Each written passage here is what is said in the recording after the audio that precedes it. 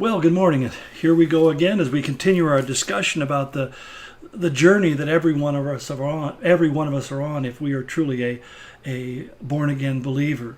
What that means is we become a follower. You know, it's one of those things I often point out that about 20 times in the Gospels Jesus gave the same command over and over again. So since it's given more than any other commandment, it's probably the one we should pay the most attention to, and that was simply to follow me. And I think that's really tells us that there's supposed to be a forward motion to our lives if we're Christians and we're truly followers of Christ, that it's evidenced by the fact that we're endeavoring to follow him. And like the apostles and even the after the resurrection and they're born again, there was a lot of tripping and stumbling and falling down and mistakes that were made, but they always got up and they continued on. And that's where we talked about, yesterday about the point that there has to be a beginning. We have to start at a point where we determine that I'm going to live my life for Christ. And immediately the questions will arise, well, how will I do that? And what will it require? And am I strong enough? Do I have enough faith? And all those kind of questions, which are really distractions, because once you begin, it's just a matter of putting one foot in front of another. It's just a matter of one day at a time committing to be a follower of Jesus Christ. Now, I've been a Christian for over 50 years, and I'll tell you that every morning I wake up and I have to make the same decision every morning.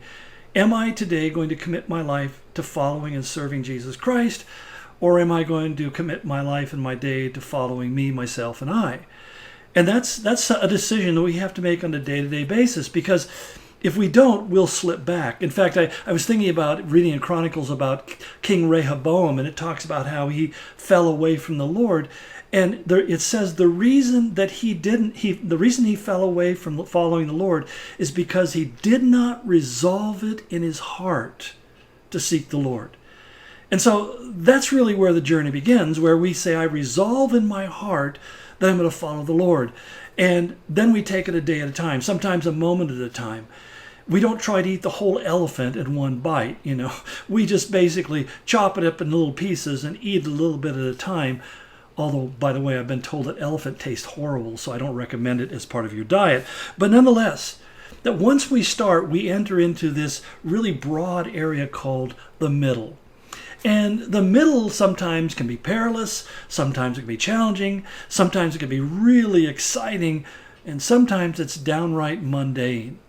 In other words, there's a reason why Zechariah, the prophet, told Israel in chapter 4 of that prophecy, says, don't despise the days of small things.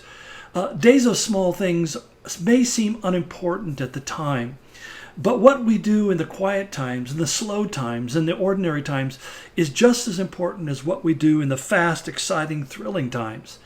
And that's why in places like Galatians 5:7, he says to us, do not become weary in doing good. Don't become weary in that, because sometimes you feel like I'm giving, and what am I getting back? And our problem at that moment, if we're asking that question, is because we're expecting people to reciprocate in some kind of way. In other words, here I am serving and sacrificing, and nobody has come and patted me on the back.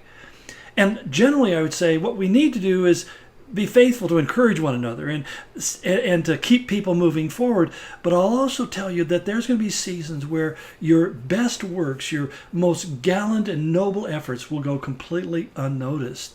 In fact, what's really hard is when you've really laid your life down and somehow somebody else gets recognized for what you did.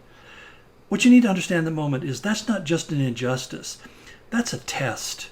It's a test to see how you're going to handle not getting the glory, not getting the recognition, not getting what you deserve.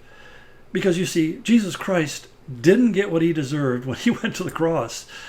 And when we were saved, we also did not get what we deserved. He deserved glory, we deserved condemnation. He took the condemnation and we got the glory. And so this is important that when we're in the middle of that journey, which is going to be most of our lives, that we realize that there's going to be all sorts of different seasons, and we're going to experience all different types of spiritual climates and events and affairs in our lives. There will be times that will be high times where you'll see God move in such profound ways, and there will be other times where it just seems like a dry season.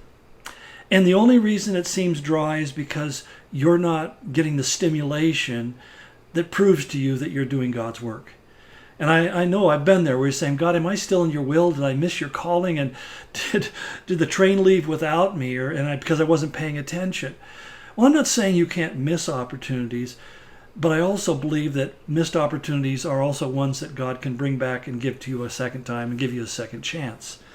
But the biggest thing is to be steadfast, as Paul said in 1 Corinthians 15:59. Be steadfast, or 58, excuse me. Steadfast, unmovable, always abounding in the work of the Lord, knowing that your labor is not in vain. So I'm going to wrap this up at this point, but I just really want to put that encouragement out to you. Don't give up. Just because it isn't coming together the way you thought it would, and it never does. One of the things I complain about God, he's never late, he's never early, he's always right on time. And that doesn't make me happy because I want him to be early. I want him to do things at a faster pace than I am, because I've got this concept that time's running out and I got to be in a hurry. One of the things I've discovered is God is going to finish the work he's begun in you. And you'll live in this life and continue to move forward until you've finished your work. And when your life comes to an end, and it will someday, probably sooner than most of us anticipate, but when it does, your work will be done. And he's completed everything he wanted to complete it to. And in many ways, he'll pass the baton on to somebody else to carry it to the next destination.